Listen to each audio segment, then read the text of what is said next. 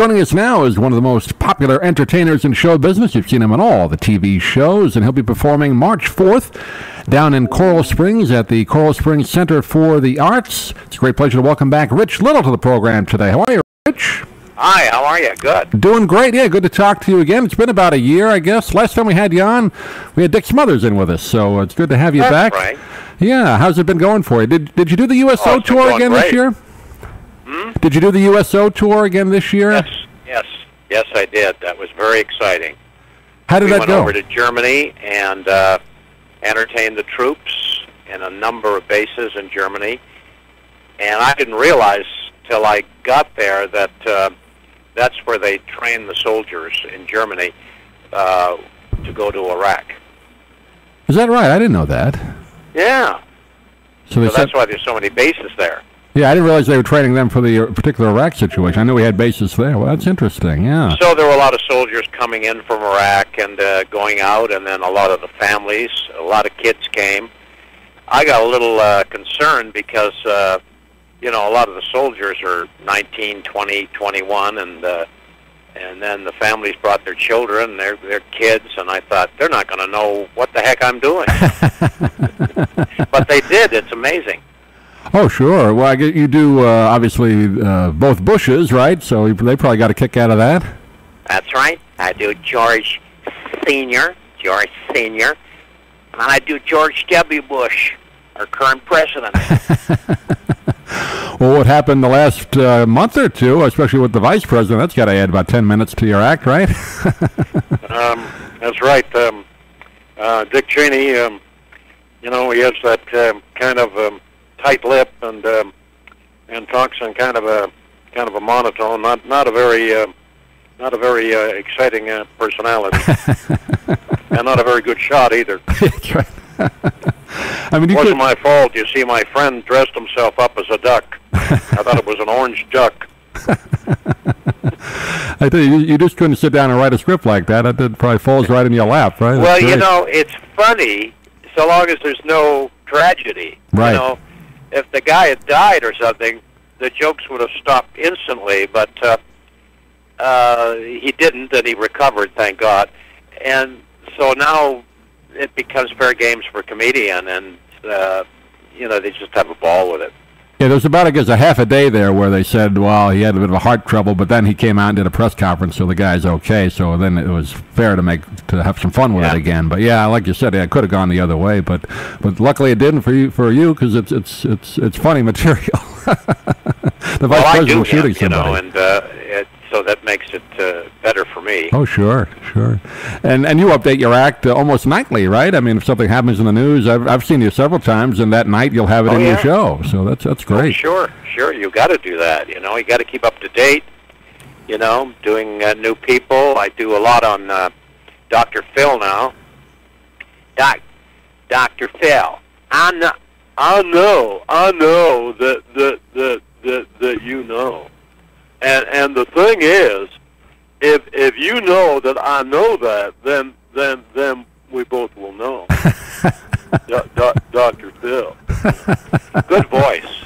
He really does, yeah. Belongs in broadcasting, doesn't he? I hear you like George Burns, huh? I love George Burns. I love your George Burns. He's great. Yeah. He said, once he said to me,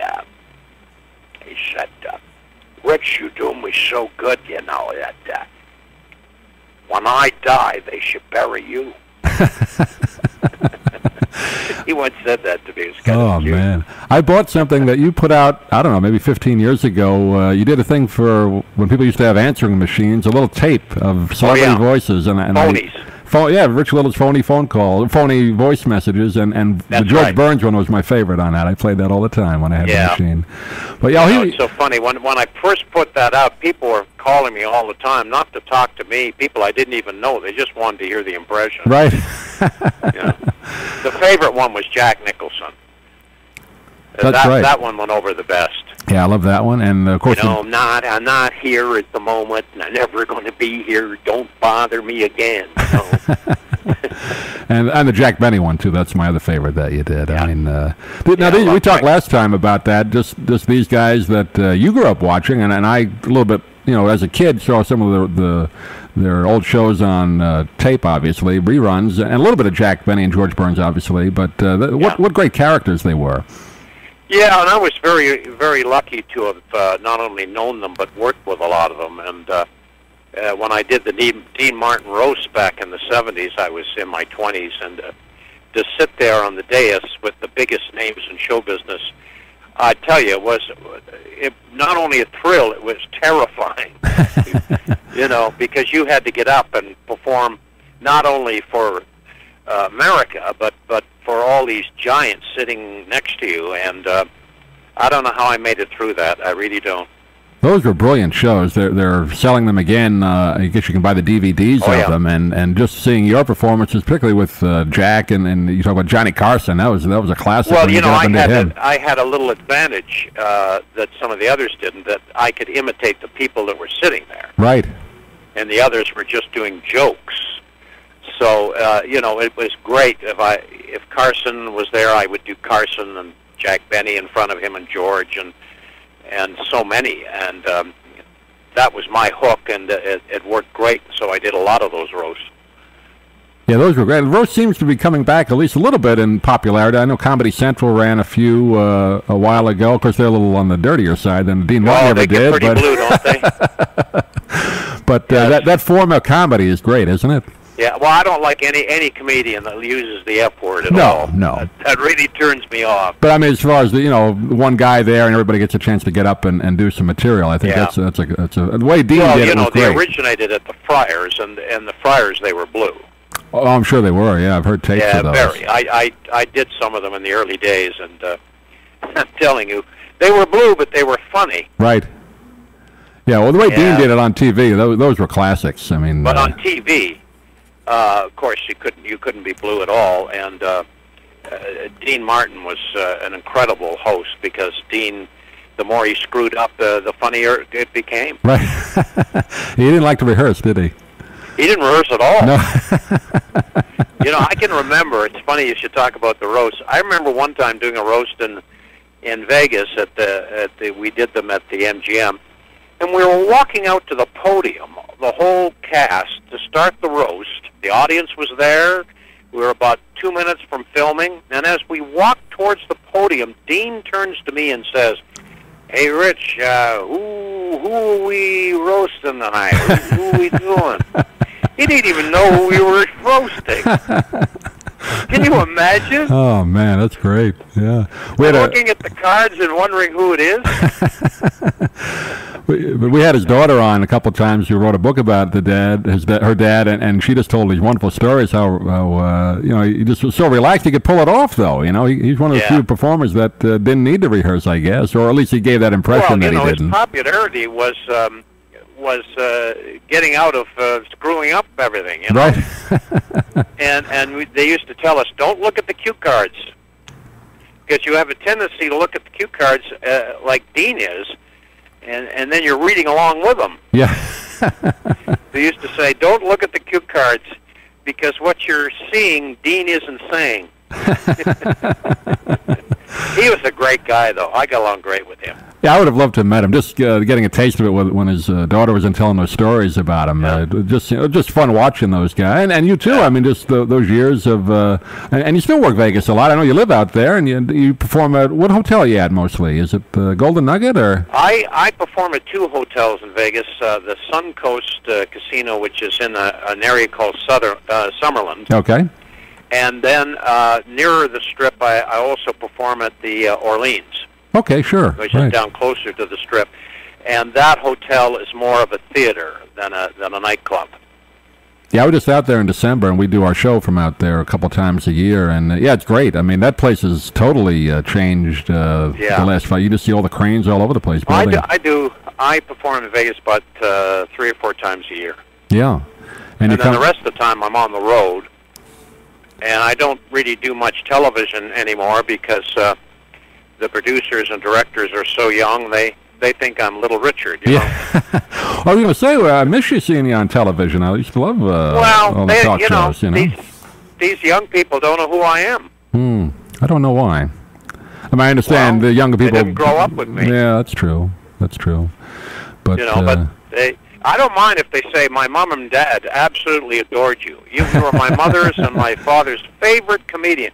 That's okay, but when they say their grandfather and grandmother, I was their favorite comedian, then it's maybe time to hang it up. Oh, no, don't hang it up. Well, I remember as a kid, my first introduction to you was on the Copycat Show. I think we talked about that last time, that was a great show. It was a bunch of impressionists getting together, and I don't know why that didn't last longer. Maybe it was just a syndicated deal. I'm not sure. I wish they'd find them and release them. That's what I mean, on DVD. That would be great. Oh, they'd be great.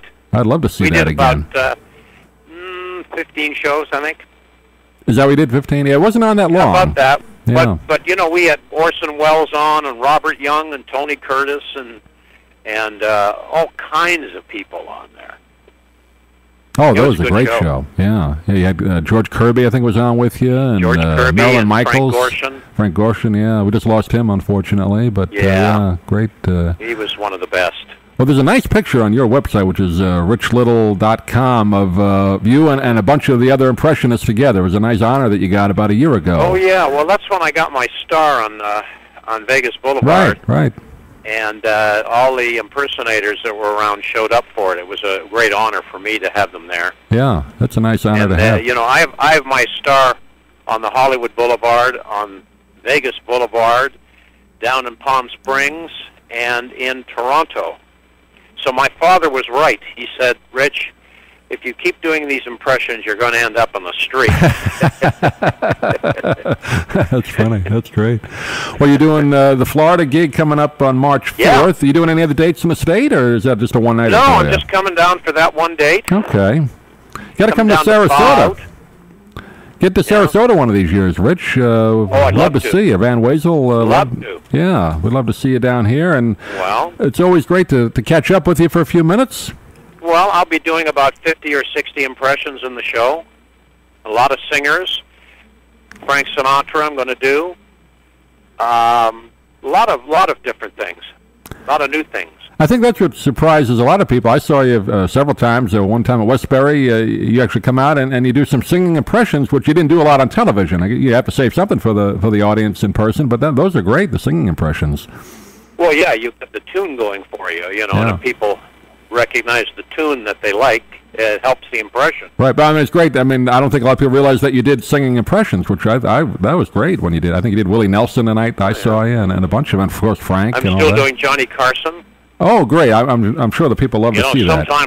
Sometimes I get so into doing Johnny Carson that when I finish the show, I go to the dressing room and find myself writing out an alimony check. You did Johnny better than Johnny did some nights. I remember on the Tonight Show; those were great nights. I did them a lot, and people still remember him. The last time I saw Johnny Carson, this was about 6 years ago, he actually came up to me. I was in a restaurant, and he said, Rich, are you still doing me? I said, yeah, of course. He said, do they know who I am? He was afraid that nobody would remember him. I said, really? John, they will remember you forever. Oh, boy. Yeah. Isn't that interesting? It really is, yeah. I mean, he was probably the biggest talk show or, late night person ever, and he still had the best talk show host ever, I think. I think so, yeah. And he had the insecurity that, I guess we all sort of have that in some extent, but that's probably what made him great. Oh, yeah. Well, Johnny was a great interviewer. He was a great listener, but he was a loner. That's what I understand, yeah. Yeah, he was very, very sort of within himself, We have Ed McMahon does a syndicated radio show, and we carry it, and we've had him on a few times, and he's mentioned that too. How Johnny was such a quiet guy, even like the last show that he did with the last Tonight Show. He barely said a word to Ed the whole day. Very quiet guy, but yeah. But those are great days. And, well, Rich, appreciate you taking a few minutes. I know I think you're traveling back from on the road, so we appreciate you taking a few minutes to join us today. I hope people will call up the theater and get some tickets for Saturday. Coral Springs Center for the Performing Arts for Saturday the 4th. And, Rich, we look forward to talking to you down the road later this spring or summer. Love to have you back on again. Absolutely. Great. We'll talk to you soon, Rich. Every time.